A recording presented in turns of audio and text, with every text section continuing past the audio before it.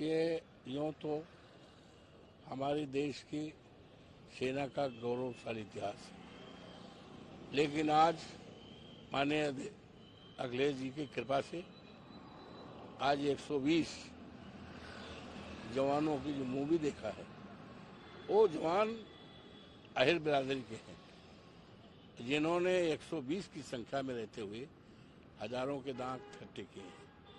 इससे हमारा ये जानकर हमारी छाती और चौड़ी हुई। सेना का हमारा पहले से सम्मान था, सम्मान 1000 गुना बढ़ गया। और ये तो इस पिक्चर को सबको देखना चाहिए। सर, एक सवाल और है। आज संविधान दिवस है, सुबह से सरकार के तमाम कार्यक्रम हुए, मुख्यमंत्री लोक भवन में थे, संविधान दिवस को लेकर तमाम कार्यक्रम हो रहे हैं, लेकिन आप लोगों का आरोप, सभी सपा प्रमुख अखिलेश यादव कह रहे हैं कि संविधान से लेकिन छेड़छाड़ सरकार करती ही है, वोटर लिस्ट से छेड़छाड़ हो रही है, SIR की प्रक्रिया, इन सब पे सवाल खड़े करिए। देखिए, बाबा साहब भीमराव अम्बेडकर ने संविधान बनाया है। आज के दिन 26 नवंबर 49 को संविधान का प्रेम्बिल अडॉप्ट किया गया था, जिसमें है कि हम भारत के लोग we the citizen of country, समाजवाद अडॉप्ट करते हैं, धर्मनिरपेक्ष अडॉप्ट करते हैं। तो भारतीय जनता पार्टी तो समाजवाद तो मानती ही नहीं और धर्मनिरपेक्ष नहीं मानती है, और यहाँ तक जो वोट का अधिकार जो हमारे संविधान में है उसको काटने का सतत प्रयास कर रही है। तो उनका संविधान दिवस मनाने का एक दिखावा है, छलावा है। सर, देखा गया कि SIR प्रक्रिया के दौरान अभी कई BLOs के साथ कुछ घटनाएं घटित हुई हैं। गोंडा में मौत हो गई, सुसाइड किया, उसके बाद फतेहपुर में मौत हो गई, 4 तमाम लोगों ने परिवार चार लोगों को फिलहाल 4 लोगों की सूचनाएं हैं, और न जाने कितने लोग टेंशनाइज हो गए हैं। टेंशनाइज है, में दुखद घटना है।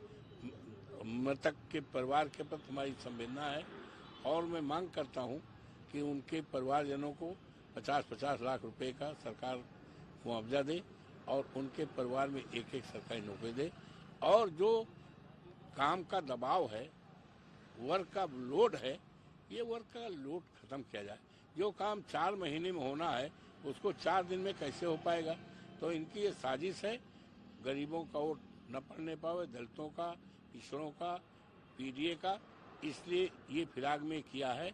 और मैं मांग करता हूं कि कम से कम 3 महीना बढ़ाया जाए। सर, एक सवाल और है। अभी ममता बनर्जी ने भी कहा है कि SIR अगर इस तरह से होगा तो इसका अंजाम झेलेगी सरकार। ये देखिए, लोकतंत्र में जनता महान है, और जनता के अधिकार जो संविधान में दिए गए हैं उसका छेड़छाड़ किया जाएगा, संविधान को तोड़ा जाएगा, हमला किया जाएगा, तो कोई बर्दाश्त नहीं करेगा। एक आखिरी सवाल है। आज पूर्व चीफ जस्टिस ऑफ इंडिया ने ANI से एक इंटरव्यू दिया। ANI के इंटरव्यू में उन्होंने बुलडोजर एक्शन पे जो सुप्रीम कोर्ट का फैसला रहा उसकी सराहना करी और बताया कि किस तरह से लोगों को न्याय दिलाया गया। उसमें यह भी कहा गया कि जिन लोगों ने शिकायतें करी कोर्ट के माध्यम से कि अगर उन पर कोर्ट के आदेश के बाद भी कार्रवाई हुई तो उनकी शिकायतों को भी सुना गया और उस पर भी कार्रवाई हुई। देखिए, हमने IPC पढ़ा है, CRPC पढ़ा है, एविडेंस एक्ट पढ़ा है, हम एक फौजदारी के वकील भी थे।